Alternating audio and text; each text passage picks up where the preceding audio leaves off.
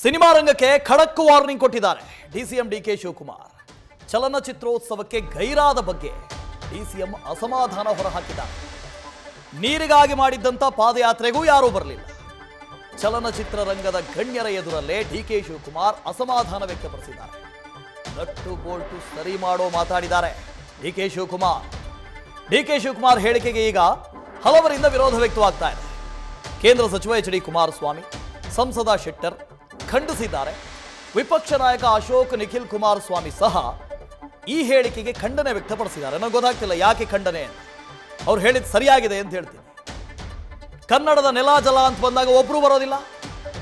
Kannada cinema ಅಂತ ಹೇಳ್ತೀವಿ, cinema ನೋಡ್ತೀವಿ, ಕನ್ನಡ ಕನ್ನಡ ಅಂತ ಹೇಳ್ತೀವಿ. ಆದರೆ ಹೋರಾಟಗಳಾದಾಗ ಒಬ್ರು ಇರೋದಿಲ್ಲ.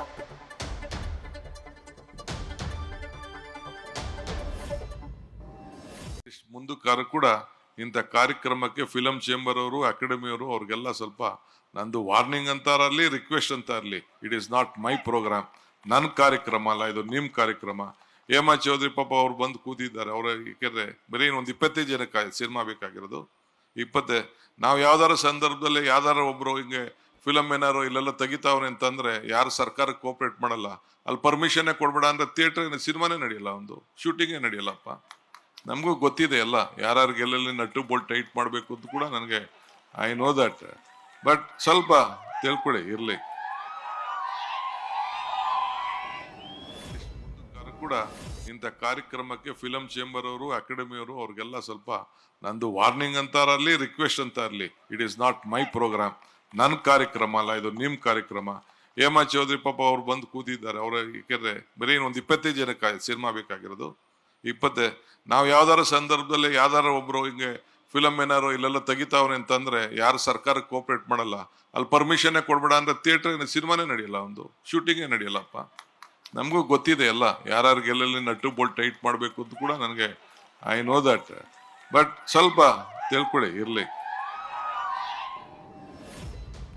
ಈ ಹಿಂದೆ ಒಂದಷ್ಟು ಜನ ಇದ್ರು ನೋಡಿ, ಗೋಕಾಕ್ ಚಳುವಳಿ ಹಾಗೆಲ್ಲ ಆದಾಗ ಎಲ್ಲರೂ ಬಂದು ಚಳುವಳಿಯಲ್ಲಿ ಭಾಗಿಯಾಗ್ತಾ ಇದ್ರು. ಡಾಕ್ಟರ್ ರಾಜ್ಕುಮಾರ್ ಅಂತವರು ಎಲ್ಲರೂ ಬಂದು ನಮ್ಮ ನೆಲ, ನಮ್ಮ ಜಲ, ನಮ್ಮ ಭಾಷೆ ಅಂತ ಬರ್ತಾ ಇದ್ರು. ಆದರೆ ಇವತ್ತು ಒಬ್ಬರೂ ಇಲ್ಲ.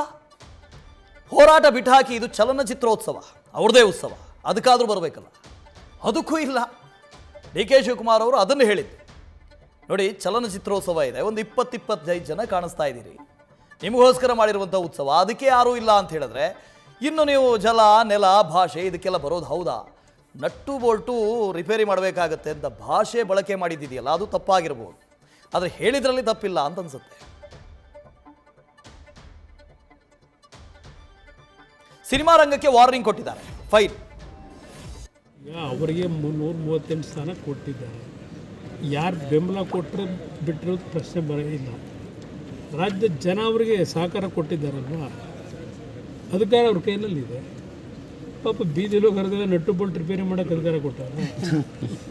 ನಟ್ಟು ಬೋಲ್ಟ್ನ ಏನಾದ್ರೂ ತೊಂದರೆ ಆದರೆ, ಲೂಸ್ ಆದರೆ ಸರಿಪಡಿಸೋದಕ್ಕೆ ಹಲವಾರು ರೀತಿಯ ತಜ್ಞರಿದ್ದಾರೆ, ಮಾಡ್ತಿದ್ದಾರೆ. ಇವರು ಏನು ಕೆಲಸ ಮಾಡಬೇಕು ಮಾಡಲಿ. ಮೇಕೆದಾಟು ಯೋಜನೆಗೆ ಹೋರಾಟಕ್ಕೆ ಸಂಬಂಧಪಟ್ಟಂತೆ ಸಿನಿಮಾ ರಂಗ ನಮಗೆ ಸಪೋರ್ಟ್ ಕೊಡಲಿಲ್ಲ. ನನಗೆ ಗೊತ್ತಿದೆ ನಟ್ಟು ಬೋಲ್ಟ್ ಹೇಗೆ ಟೈಟ್ ಮಾಡಬೇಕು ಅಂತ. ಡಿ ಕೆ ಶಿವಕುಮಾರ್ ಬಹಿರಂಗ ವೇದಿಕೆಯಲ್ಲಿ ಎಲ್ಲರಿಗೂ ಎಚ್ಚರಿಕೆ ಕೊಟ್ಟಂತೆ ಮಾತಾಡಿಕೊಟ್ಟಿದ್ದಾರೆ.